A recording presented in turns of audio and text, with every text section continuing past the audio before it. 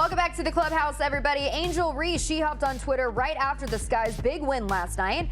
In a now deleted tweet, she references not needing, quote, one player on our charter flight to get a win.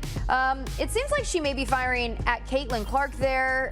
But then some people, you know, we were talking more about that earlier today. We were like, maybe she's addressing the media. But what do you think, Joshua? So I think Caitlin Clark is squarely in the middle of this conversation. I'm not willing to say definitively like this was directed at Caitlin Clark. There was a lot of discourse that was happening about the changes that we're seeing in the WNBA, the popularity, some of the perks now for the players. And there are a lot of people in media who have directly pointed to one person, whether you believe that to be fair or not. And I think Angel Reese was expressing how this ain't just a one-person thing in her mind, and Caitlin Clark is in the middle of that. Whether it was like, I'm calling out Caitlin Clark or I'm calling out everybody who's talking about it, Caitlin's right there.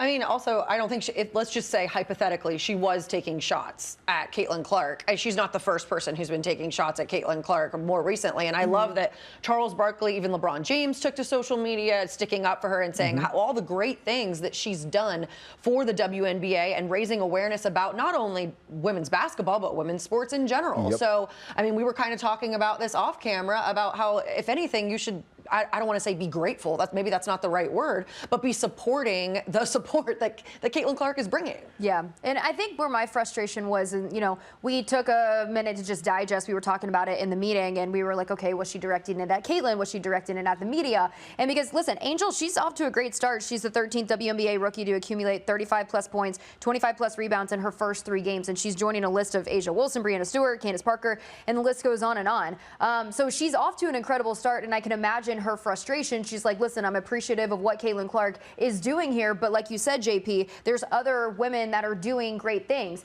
It's an interesting situation because you have to give credit to Caitlin Clark because even just like 2 years ago, like I know more WNBA players, and I know I can speak for other people as well, more WNBA players than we ever have. And you can thank Angel Reese, Caitlin Clark, Cam Brink, Kelsey Plum, Candace Parker. I mean, all these incredible women, Asia Wilson.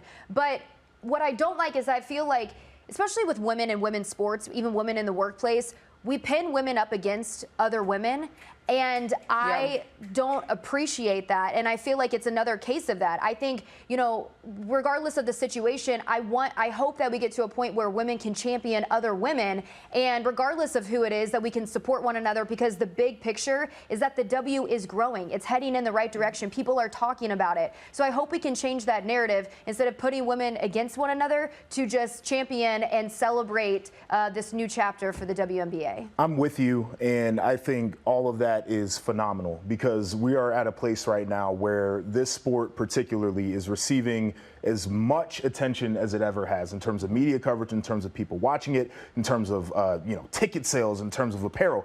Every metric you can look at, the popularity is as high as it can be, and you can correlate a lot of that with Caitlin Clark and the things that she has done.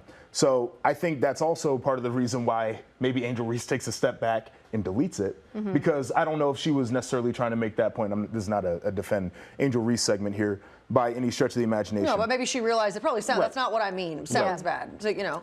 I do think this is one of the most complicated topics that we discuss in sports media right now, though, because there are a million layers to how this all manifests and how it spreads through the locker rooms. I think that there are going to be some players that feel like regardless of whatever happens for them this season, you know, they could do things that they had never done before. They could reach team achievements they had never done before.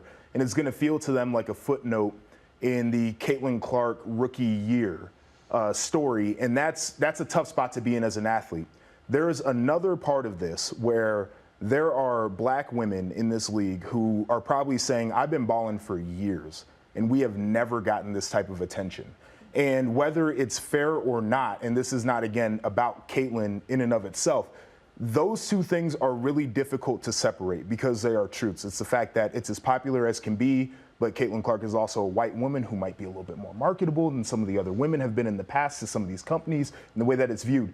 And I think that's why you're getting such visceral reactions, not only from locker rooms, but from people who are viewing the sport. Yeah, and I completely agree, and we're running out of time here. I think there's so many layers to this conversation, and I wish we had more time to discuss it, because I think it is really compelling, it is interesting, and I'm glad that we are talking about it, because I don't think enough media outlets are talking about the W in this way as it's growing. And so I think we've done, I mean, I don't want to toot our own horns, but I think we've done a really good job about it shining a light, and I hope we continue to do that. You got to confront it all, right? Yeah, and it's like, it's uncomfortable, but these are the realities people are living in. Yeah, you have to have uncomfortable conversations sometimes in order to move forward there. And so I think you guys both make really valid points. But again, guys, well, this has been a fun week. I know. Lindsay, we appreciate you coming. Thanks for dropping in on the guys. clubhouse. I We're gonna appreciate it. see First you, time on the clubhouse. Yeah. It's been fun. And we're going to see you next week, right? Yeah. Yes. All right, I will be here guys. Monday, Tuesday, Wednesday. And later on the rally. Guys, have a great weekend. We'll see you on Monday.